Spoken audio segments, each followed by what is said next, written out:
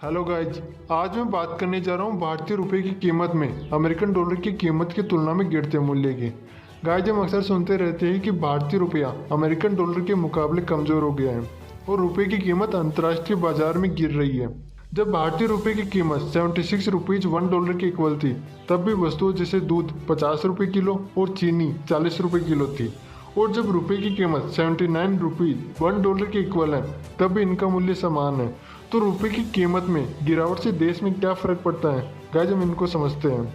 इसका सीधा असर देश की अर्थव्यवस्था पर पड़ता है। यदि भारत को अंतर्राष्ट्रीय स्तर पर कुछ सामान खरीदना हो तो इसे अधिक मूल्य चुकाना पड़ता है।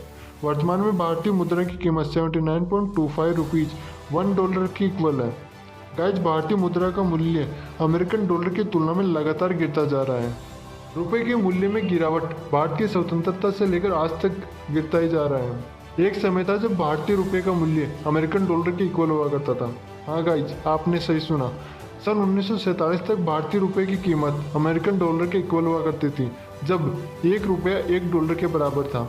लेकिन समय के साथ साथ रुपए की डिवेल्यूशन एंड डिप्रिसिएशन के कारण रुपए की कीमत में डॉलर के मुकाबले निरंतर गिरावट आने लगी। अक्सर गाइज लोग डिवेल्यूशन एंड डिप्रिसिएशन में डिफरेंस नहीं कर पाते, तो गाइज हम इसको समझते हैं। जब किसी देश के द्वारा मुद्रा की विनिमय दर अन्य देशों की मुद्रा से कम कर दी जाए ताकि निवेश को बढ़ावा मिल सके, इसे डिवेल्यूशन कहते हैं। साथ ही जब मुद्रा का मूल्य मांग की आपूर्ति के बल के परिणाम स्वरूप गिरता है, इसे डिप्रिसिएशन कहते हैं। गाइज, क्या हो यदि इस दौर में रुपए का मूल्य डॉलर के इक्वल हो जाए, यानी भारतीय रुपए की कीमत अंतर्राष्ट्रीय मार्केट में ₹1 $1 के बराबर हो जाए? क्या इससे देश को फायदा होगा या कुछ नुकसान भी होंगे? इस वीडियो में इसी पर बेसिकली चर्चा करते हैं। गाइज, किसी भी देश की करेंसी को रेगुलेट करने की रेस्पॉन्सिबिलिटी उस देश के गवर्नमेंट सेंट्रल बैंक की होती है। भारत में स्वतंत्रता प्राप्ति के कुछ समय बाद तक अंतर्राष्ट्रीय मार्केट में रुपए की कीमत फिक्स्ड एक्सचेंज रेट सिस्टम के आधार पर तय होती थी।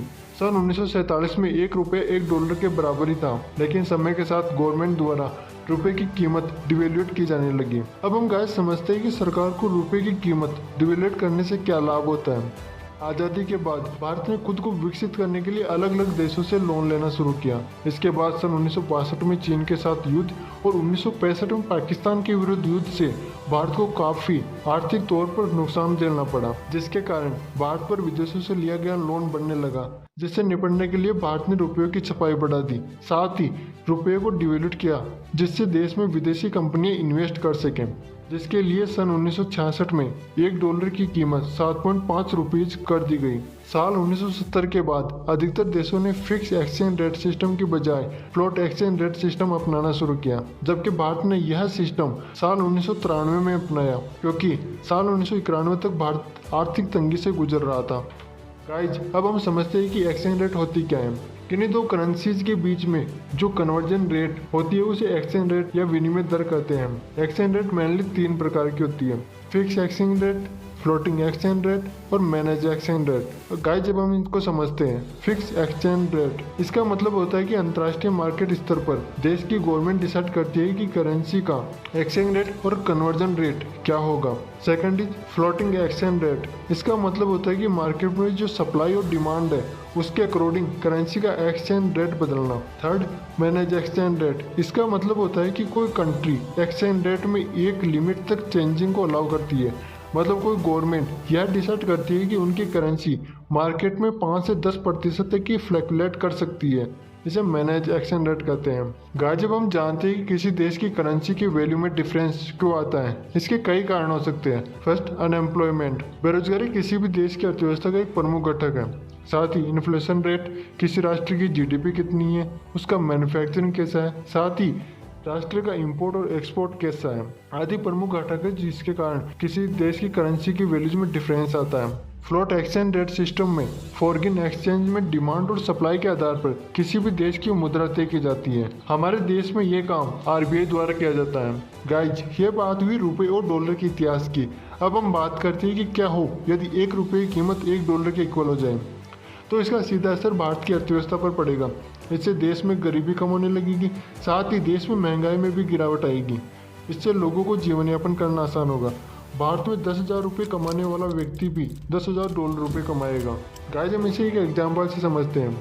भारत में आईफोन खरीदने के लिए 70 से 80 हज़ार रुपये चुकाने पड़ते हैं और अमेरिका में इसी आईफोन को खरीदने के लिए $1000 चुकाने पड़ते हैं। रुपए का अंतर्राष्ट्रीय मार्केट में मजबूत होने से भारत के लोगों के लिए गाड़ियाँ खरीदना आसान हो जाएगा। वे कम कीमत में महंगी से महंगी कार खरीद पाएंगे।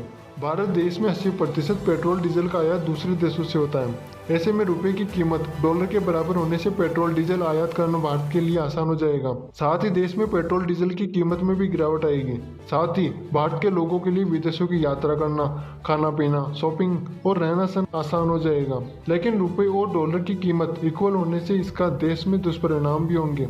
रुपए और डॉलर की कीमत इक्वल होने से कोई भी विदेशी कंपनी भारत में इन्वेस्ट नहीं करना चाहेगी, क्योंकि विदेशी कंपनियों का भारत में इन्वेस्ट करने का बड़ा कारण यही होता है कि इन कंपनियों को भारत में कम सैलरी में काम करने के लिए एम्प्लॉय मिल जाते हैं। ऐसे में रुपए और डॉलर की कीमत इक्वल होने से विदेशी कंपनियों को भारत में एम्प्लॉय को ज़्यादा सैलरी देनी पड़ेगी, जिससे वे अपने देश में ही इन्वेस्ट करना चाहेंगे। ऐसे में भारत में बेरोजगारी बढ़ने लगेगी। साथ ही आज भारत के इंजीनियर, डॉक्टर और साइंटिस्ट रुपए कमाने के लिए विदेशों में जाते हैं। ऐसे में रुपए और डॉलर की कीमत बराबर होने से वे भारत में ही काम करना चाहेंगे, जिससे भारत में विदेशी मुद्रा के कोषागार में कमी आएगी। यदि हम बात करें भारत की अंतर्राष्ट्रीय मार्केट सप्लाई की, तो भारत एक इम्पोर्ट ओरिएंटेड कंपनी है।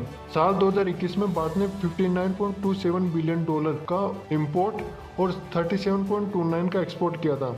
ऐसे में रुपए और डॉलर की कीमत इक्वल होने से भारत की एक्सपोर्ट रेट में गिरावट होने लगेगी, क्योंकि विदेशों के लिए अब भारत से सामान खरीदना महंगा हो जाएगा, जिससे भारत में इंपोर्ट में तेजी आएगी, लेकिन एक्सपोर्ट में गिरावट आने से अर्थव्यवस्था पर बुरा प्रभाव पड़ेगा।